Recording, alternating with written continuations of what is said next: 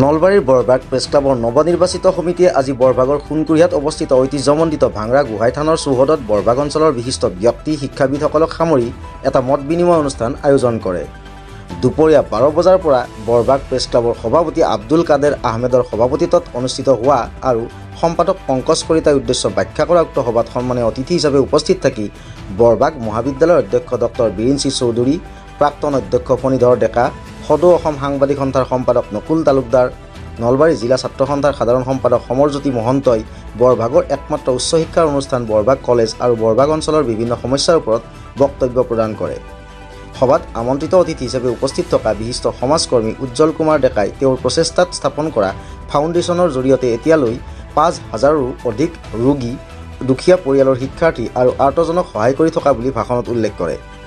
সভাত আমন্ত্ৰিত অতিথি হিচাপে উপস্থিত থাকি বিশিষ্ট যুৱনেতা পৰাগ চৌধুৰী আৰু প্ৰাক্তন ছাত্ৰনেতা তথা সংবাদসেৱী ৰঞ্জিত দাসে ভাষণ দিয়ে। অনুষ্ঠানত সুনীল দাস, অখিল শৰ্মাৰ গীত, ডক্টৰ চন্দন কলিতা, দীনেশ তালুকদাৰ, বিপুল বৈশ্য আৰু পংকজ কলিতাৰ কবিতা আবৃত্তিয়ে সকলোকে আপ্লুত কৰে।